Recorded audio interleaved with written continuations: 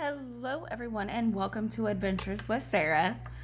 Today, I have an easy trick to teach fine motor skills for your students or little one if you're working at home with your child on this. What you want to do, because it's going to take some time. You're going to want to cut out your trace and cut out a shape. I like to do hearts because it gives, they're fun to do. Plus, it gives your child an opportunity to have that, that they're going to have to learn to turn as they go, or if they go this way. And then you're going to want to take a hole punch and punch out holes along. Be careful to keep it away from the edge. And you're going to go all the way around. But if you're like, Sarah, oh my Lanta, I don't have time for that, or I've messed up, I can't, I just can't. That's fine too. There's another way. So you have your cool shapes cut out now.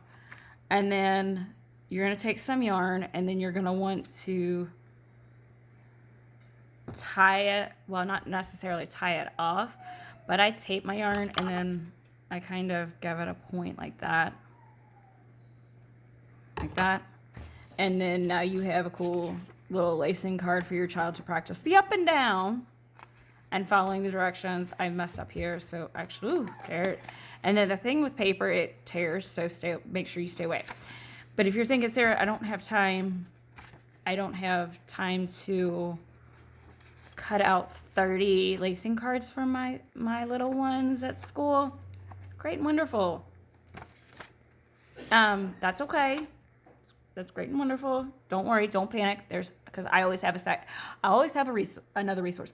If you can find, and I always say when you're shopping for your classroom, you shop the clearance section, or you make sure if you were shopping at Michael's, you're registered with a teacher discount because they send you coupons, and then sometimes it's like 15% off a regular priced item, whatever.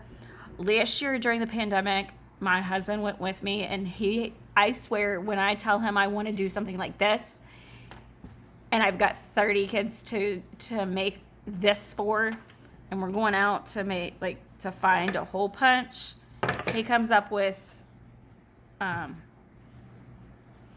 30 of these, and I think it also came in pink and white. So I put this, an easy lacing card that they can go back and they can practice. Same thing. I've cut my yarn, added the tape, and just tell them to practice going up and down. Am I worried about them messing up and going, skipping one? Nope. Because we pull it out and we start over every day. Every day is a new clean slate. So this one's more durable, but if you're just doing one just to get your child to practice, paper's fine. Or if you know a high school student looking for some community service, you can hand them a pattern and tell them to cut, punch their way through. If you're using it in the classroom, I would highly suggest laminating this first, because you don't want it torn up after one student's use, and then hole punch. So after they get it done, and the last day of February, or toward the ends of February, you don't want these cards anymore because their hands have been all over it. That's fine too. You can let them lace it in whatever color yarn and then tie it off with the extra lace. And so you've got a nice little hanger there. You can let them write their name in glue, and then take the glitter and shake it on there, and then you get the more fine motor practice, or you can give them just a little to pinch and drop and shake in the bowl, shake over a bowl or some type of place so it's not all over the floor. So now you have now they have a nice little shape heart that they've managed to lace and put their name on, and something that they can be proud of. And then if you're like, I want to make it more difficult for my students, they're going to kindergarten or they're in kindergarten, you can put the letters of the alphabet around.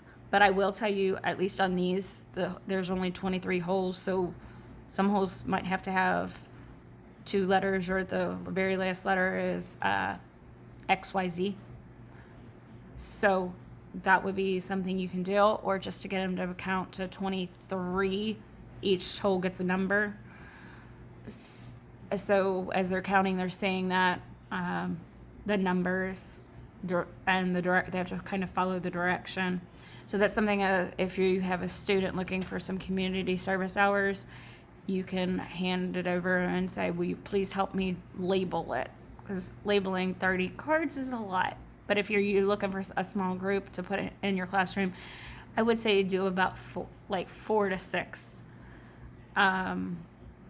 Probably leaning towards 6, that way in case these child sneezes on them hard and they can't be clean, you can toss them and have 2 ready to go, and you're back in the backup closet. So if you like this video, give it a thumbs up, ring the notification bell so you don't miss any more of my videos. I appreciate you watching this. If you have comments, questions, please leave them in the comment section below. I love to hear feedback, especially if you try this. And if you've not done so, become one of my subscribers. I would love to have you as a subscriber. Thanks for watching, everyone. And if you'd like to support my classroom, I will put my link tree in the in the description box below, and that will take you over to my Amazon wish list as well as a Cash App, so I could go to like Dollar Tree or Target or Michael's and get the items for my classroom. I do appreciate everyone watching. Thank you so much. Have a great day.